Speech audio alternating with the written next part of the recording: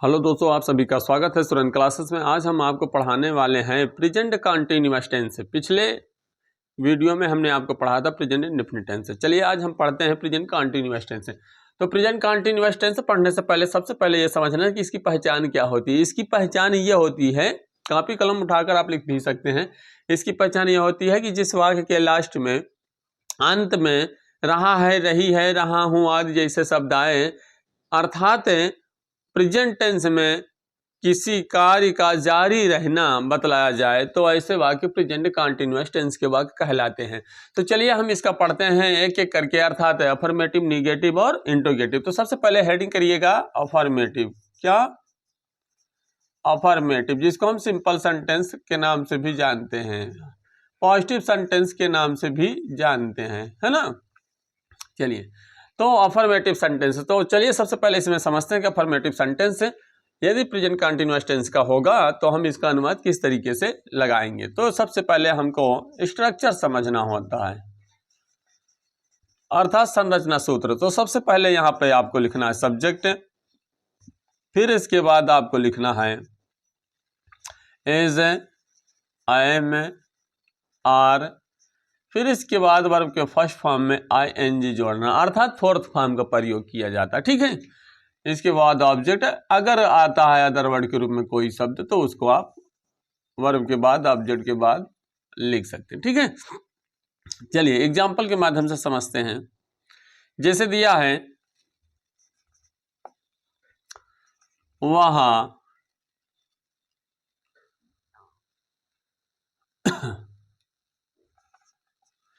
जैसे दिया है कि वह विद्यालय जा रही है, वह विद्यालय जा रही है।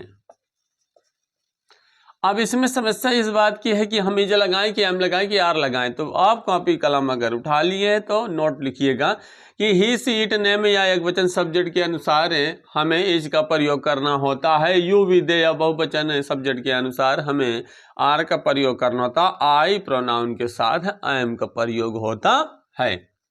तो चलिए, वह विद्यालय जा रही, वह का मतलब सी, तो बोलो सी के साथ क्या हो जाएगा? इज। क्यों? क्योंकि ही, सी, इट, नेम या एक वचन सब्जेक्ट के साथ काहे का प्रयोग होता है? इज का। तो सी इज एम आर में से कोई हमने एक लगाया, ठीक है, कोई एक ही लगाना है, तीनों इकट्ठा नहीं लिख देना है, ठीक है, इस बात को ध्यान रखना। इसके बाद वर्ब का फोर्थ फॉर्म, तो वर्ब का फोर्थ फॉर्म लिखने से पहले वर्ब का फर्स्ट फॉर्म चेक करेंगे, तब उसमें ing लगाएंगे, ठीक है।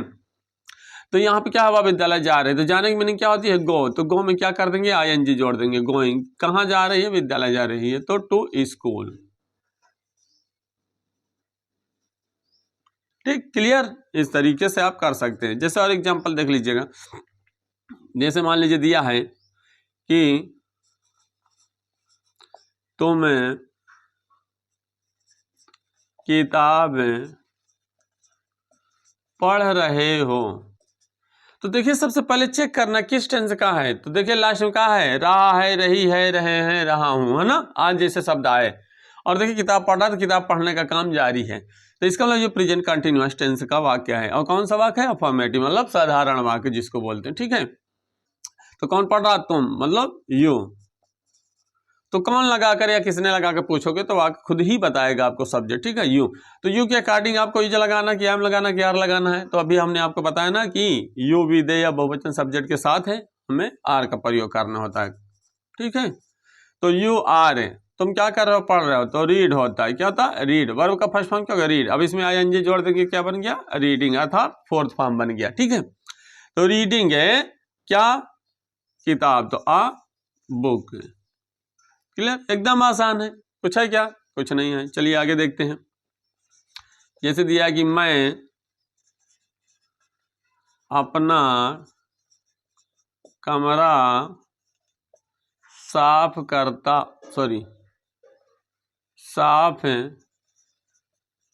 रहा हूं। मैं अपना कमरा साफ कर रहा हूं, तो कर रहा हूं, रही है, रहे ना, तो प्रेजेंट कंटिन्यूअस टेंस है, यही इसकी पहचान है, ठीक है। और साथ में भी ध्यान देना कि वर्तमान में किसी कार्य का जारी रहना बताया जा रहा है, किसी कार्य का जारी रहना बताया जा रहा है। चलिए, तो कौन अपना कमरा साफ कर रहा है? मैं। तो कौन लगा के हमने पूछा तो सब्जेक्ट निकल के आया, ठीक है।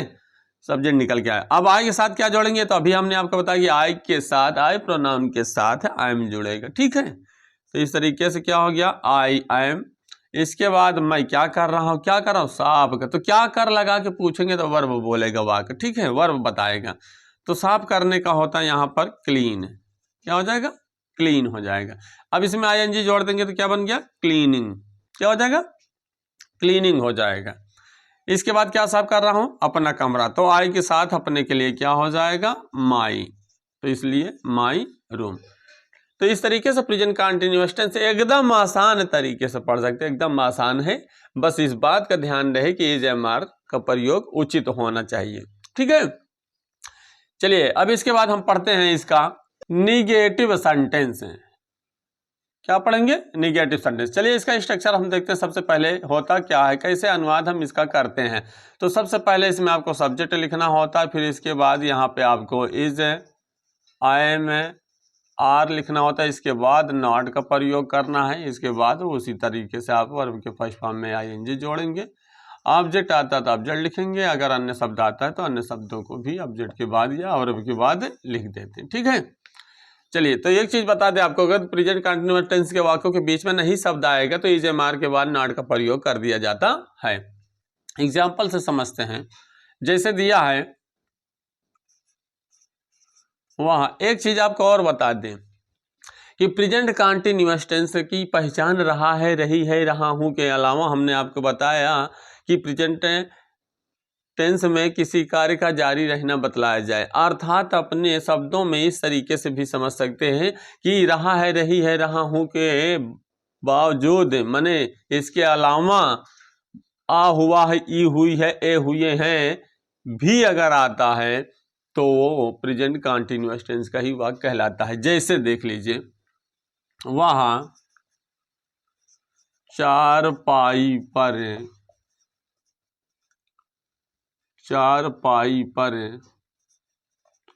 नहीं बैठा हुआ है।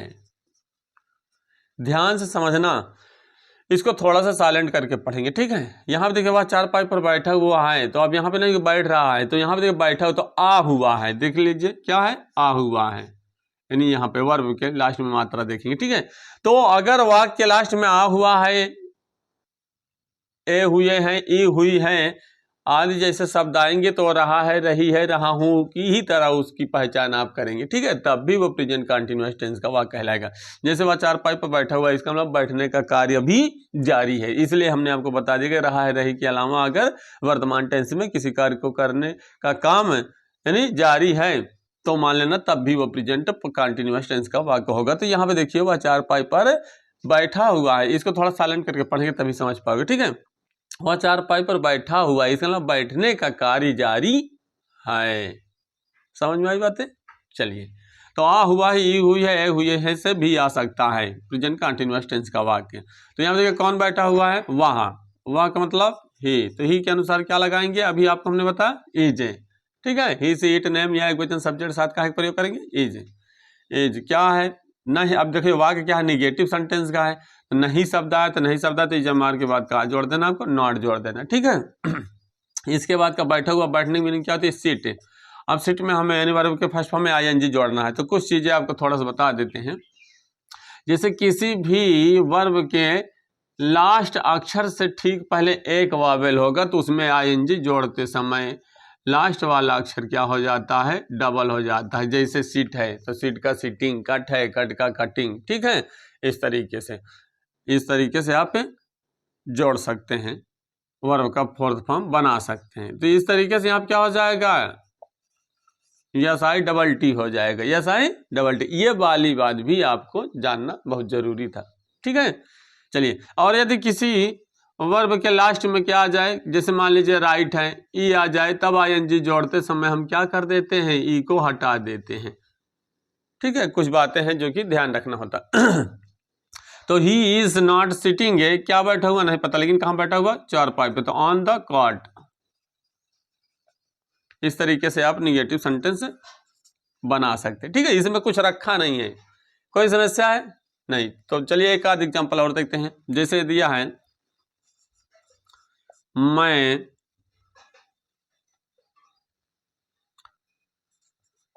सब्जियां नहीं खरीद रहा हूं। तो हमने इस तरीका का भी आपको बताया कि वर्तमान टेंस में किसी कार्य का करना जारी अगर रहेगा तब भी वो प्रेजेंट कंटीन्यूअस टेंस का। ठीक है, नोट कर लीजिएगा। मैं सब्जियां नहीं खरीद रहा हूं, कौन नहीं खरीद रहा? मैं। आई के साथ क्या लगता है? I am. आई के साथ क्या लगेगा? I am. अगर नहीं शब्द आया है तो क्या कर देंगे? नॉट। मैं क्या कर रहा हूं? खरीदना। खरीदने की मीनिंग क्या हो गई? बाय। तो बाय में क्या कर देंगे? आईएनजी। बन गया फोर्थ फॉर्म, बाइंग। ठीक है, क्या? सब्जियां। तो सब्जियां क्या होता है? वेजिटेबल होता है सब्जी का, यहाँ पे ऐसा लगा देंगे, वेजिटेबल्स हो जाएगा। ठीक है, I am not buying vegetables. इस तरीके से निगेटिव सेंटेंस एकदम आसान है। ठीक है, इस तरीके से हम पढ़ सकते हैं, लेकिन ये बातें अभी जो आपको हमने बताया इस बात को ध्यान रखना। ठीक है, चलिए अब इसका पढ़ते हैं। इंट्रोगेटिव सेंटेंस क्या पढ़ेंगे आप? इंट्रोगेटिव सेंटेंस है, और वो भी इसका यस या नो टाइप क्वेश्चन, क्योंकि इसमें दो होते हैं, यस या नो टाइप क्वेश्चन और एक होता है डब्ल्यूएच टाइप क्वेश्चन। तो सबसे पहले हम यस या नो टाइप क्वेश्चन पढ़ते हैं। ठीक है, तो प्रेजेंट कंटीन्यूअस टेंस का यदि वाक्य यस या नो टाइप क्वेश्चन में आ जाए, अर्थात क्या से शुरू होने वाला वाक्य होगा, तो उसका अनुवाद हम किस तरीके से करेंगे, तो स्ट्रक्चर के माध्यम से हम समझते हैं। ठीक है, पहले इसके बाद फिर एग्जाम्पल से समझते हैं। तो सबसे पहले आपको क्या लिखना है? Is, I am, are subject, फिर इसके बाद वर्ब के फर्स्ट फॉर्म में आईएनजी अर्थात फोर्थ फॉर्म, फिर इसके बाद ऑब्जेक्ट। अगर आता है बचा हुआ कोई शब्द तो अदर वर्ड के रूप में लिख देंगे, लेकिन एक बात का ध्यान रही, इसके लास्ट में क्वेश्चन मार्क का प्रयोग किया जाएगा। क्या होगा? Question mark. ठीक है, चलिए आइए समझते हैं। तो इस तरह का स्ट्रक्चर का प्रयोग कब, यानी ये संरचना सूत्र का प्रयोग कब करना है? जब प्रेजेंट कंटीन्यूअस टेंस का वाक्य क्या शब्द से शुरू होगा। हिंदी में अगर देखा जाए क्या शब्द से शुरू होगा, तो क्या शब्द की अंग्रेजी न लिखकर उसके स्थान पर हम काहे का प्रयोग कर देते हैं? इज एम आर का प्रयोग कर देते हैं। जैसे मान लीजिए, क्या मेरी माताजी खाना पका रही हैं। तो यहाँ पे देखिए क्या है, अभी यहाँ पर आप थोड़ा सा इसको हाइड करके देखिए। मेरी माता जी खाना पका रहा है, रही है, मतलब प्रेजेंट कंटीन्यूअस टेंस है। ठीक है, ये काहे से शुरू हुआ? क्या से शुरू हुआ? तो याद रखना, यदि क्या शब्द से शुरू होता है तो इसकी अंग्रेजी हम न लिखकर इसके स्थान पर इज एम आर का प्रयोग करेंगे, वो भी सब्जेक्ट के अनुसार, तो यहाँ पे हम क्या करेंगे? सबसे पहले सब्जेक्ट चेक करेंगे। थोड़ा हाइड करके इसको पढ़ते हैं, साइलेंट करके पढ़ते हैं कि कौन पका रही है? मेरी माता जी, मतलब पूरा सब्जेक्ट है मेरी माता जी। तो यहाँ पर सब्जेक्ट क्या? मेरी माता जी एक वचन है, या बहुवचन? अगर एक वचन है तो ठीक है, इज है। अगर बहुवचन है तो आर। तो इसका मतलब नहीं है कि आपकी 2-3 माएँ हैं तो वहाँ पे आर लगा देना, ऐसी बात नहीं है। जो रिलेटिव शब्द होते हैं, जैसे मेरा भाई, अब 4 भाई भले, लेकिन मेरा भाई बोल दिया गया तो वो एक ही वचन कहलाएगा, है ना। जैसे मान लो 3 बहन है मान लो, तो फिर वहाँ पे क्या होगा? तो क्या बोल देंगे क्या कि हाँ मेरी बहन, तो मेरी बहन, वहाँ बहुवचन है, बहुवचन नहीं होगा। ठीक है, तो ये ऐसे शब्द जो होते हैं वो, जैसे मेरे पिताजी, तुम्हारे पिताजी, उनके पिताजी हैं, है ना, हमारी माताजी, तुम्हारी माताजी, मेरा भाई, उसका भाई, उसकी सिस्टर, तो इस तरीके से आप ध्यान देंगे, ये सारे शब्द एक वचन ही कहलाते हैं। ठीक है, इसलिए यहाँ पे काहे का प्रयोग हो जाएगा? इज है। इज माई मदर, तो हमने इज एम आर में कोई एक लिखा, इसके बाद सब्जेक्ट लिखा माई मदर। मेरी माँ क्या कर रही है? पका रही है। तो पकाने की मीनिंग क्या होती है? कुक। ठीक है, तो आई एन जी इसमें जोड़ देंगे, हो जाएगा कुकिंग। क्या पका रही है? खाना, मतलब फूड। इस तरीके से आप अनुवाद कर सकते हैं। ठीक है, और यदि मान लीजिए कभी बाय द वे ये इंट्रोगेटिव निगेटिव में आ जाए, कभी इंट्रोगेटिव निगेटिव में आ जाए, जैसे मान लीजिए दिया है, क्या वहाँ शहर नहीं जा रही है। क्या वह शहर नहीं जा रही है? अगर कभी इंट्रोगेटिव निगेटिव में आ जाए तो एक बात याद रखना कि सब्जेक्ट के बाद नॉट लिख देना है, बस। किसके बाद? सब्जेक्ट बाद। बाकी वही पूरा संरचना सूत्र रहेगा, वही स्ट्रक्चर रहेगा। ठीक है, तो क्या वह शहर जा रही है, तो वह मतलब सी, इसका मतलब यहाँ पे इज हो जाएगा, यहाँ पे सी हो जाएगा, इज एम आर में इसको लिखा, यहाँ पे सी हो जाएगा। अगर इंट्रोगेटिव में कभी नॉट आ जाए तो इस बात को याद रखना, किसके बाद? सब्जेक्ट के बाद। किसके बाद? सब्जेक्ट के बाद नॉट का प्रयोग कर देते हैं, सब्जेक्ट के बाद नॉट का प्रयोग कर देते हैं। ठीक है, तो यहाँ क्या हो जाएगा? नॉट। अब इसके बाद वर्ब का फोर्थ फॉर्म लिख देंगे। जाने का गो होता है, इसमें आईएनजी जोड़ेंगे तो हो जाएगा फोर्थ फॉर्म, गोइंग। कहाँ जा रही है? शहर, टू सिटी। तो इस तरीके से आपने सीखा कि यदि इंट्रोगेटिव का कभी भी निगेटिव आ जाए तो हम सब्जेक्ट के बाद नॉट लगा देंगे, वो चाहे यस नो टाइप हो चाहे WH टाइप क्वेश्चन का वाक्य हो। ठीक है, चलिए अब हम इसका पढ़ते हैं। WH टाइप क्वेश्चन क्या पढ़ेंगे अब? इंट्रोगेटिव सेंटेंस का WH टाइप क्वेश्चन। तो WH टाइप क्वेश्चन का स्ट्रक्चर कैसे होता है ये सबसे पहले समझते हैं। ठीक है, तो इसमें दो स्ट्रक्चर्स होते हैं। कितने संरचना सूत्र होते हैं? 2 होते हैं। अब आप सोच रहे हैं कि 2 कैसे होते हैं, चलिए आइए फिर देख लेते हैं, है ना। तो सबसे पहले क्या करना है, यदि प्रेजेंट कंटीन्यूअस टेंस के वाक्यों के बीच में कब, क्यों, कैसे, कहाँ, क्या आदि प्रश्नवाचक शब्द आता है, कौन प्रश्नवाचक को छोड़ के, किसको, कौन प्रश्नवाचक शब्द को छोड़ करके, तो अनुवाद करते समय हमें क्या करते हैं, सबसे पहले उसकी अंग्रेजी लिखते हैं, फिर उसके बाद हेल्पिंग वर्ब के रूप में इज ए मार का प्रयोग करते हुए हम यस या नो टाइप की तरह अनुवाद कर देते हैं। इसमें कुछ रखा नहीं है, आप कंपेयर कर सकते हैं। ये देखिए, इसको हटाओ, देखो बिल्कुल यस या नो टाइप की तरह बन गया। बन गया कि नहीं बन गया? कुछ है क्या? कुछ नहीं है। पर इतना याद रखना कि कोई भी प्रश्नवाचक शब्द आएगा तो उसकी अंग्रेजी सबसे पहले लिखेंगे कौन प्रश्नवाचक शब्द को छोड़ के, क्योंकि वो एक इससे हट के लगता है अनुवाद, अर्थात उसका स्ट्रक्चर अलग से होता है, इससे मिलता जुलता संरचना सूत्र नहीं होता। ठीक है, चलिए एग्जाम्पल समझते हैं पहले इसका। जैसे मान लीजिए वे लोग सड़क पर क्यों टहल रहे हैं, क्यों टहल रहे हैं। थोड़ा सा इसको साइलेंट करके देखिए। वे लोग सड़क पर टहल रहे हैं, कौन टहल रहे हैं? वे लोग। इसका मतलब सब्जेक्ट का है वे लोग। अब यहाँ पर वे लोग का मतलब ये नहीं कि दोज पीपल कर दें या फिर दे पीपल कर दें, ये तो इसको बहुवचन का भाव पूर्ण करने के लिए ऐसा है, बाकी ये बहुवचन तो होता ही है। ठीक है, हाँ, इस बात को, अगर लोग अकेले होता तब हम द पीपल लिखते हैं। ठीक है, इस बात को ध्यान रखना। चलिए, तो यहाँ पर हम सबसे पहले तो लिखेंगे क्वेश्चन वर्ड को। किसको लिखेंगे? Question word. तो यहाँ पर देखिए क्वेश्चन वर्ड क्या है? क्यों। ठीक है, तो इसकी अंग्रेजी क्या होती है? व्हाई। तो इसकी अंग्रेजी सबसे पहले लिखेंगे, फिर इसके बाद इज ए मार का प्रयोग किसके अनुसार करेंगे? सब्जेक्ट के अनुसार। किसके अनुसार? सब्जेक्ट के अनुसार करेंगे। ठीक है, तो सब्जेक्ट क्या है? वे लोग। तो वे का मतलब दे। तो दे के अनुसार क्या अभी बताए थे हम आपको कि यू विदे या बहुवचन सब्जेक्ट के साथ काहे का प्रयोग किया जाता है? आर का। तो यहाँ पर व्हाई आर दे। ठीक है, अब वे क्या कर रहे हैं? टहल रहे हैं। तो टहलने की मीनिंग क्या होती है? वॉक। ठीक है, अब ING जोड़ देंगे, क्या हो जाएगा? वॉकिंग।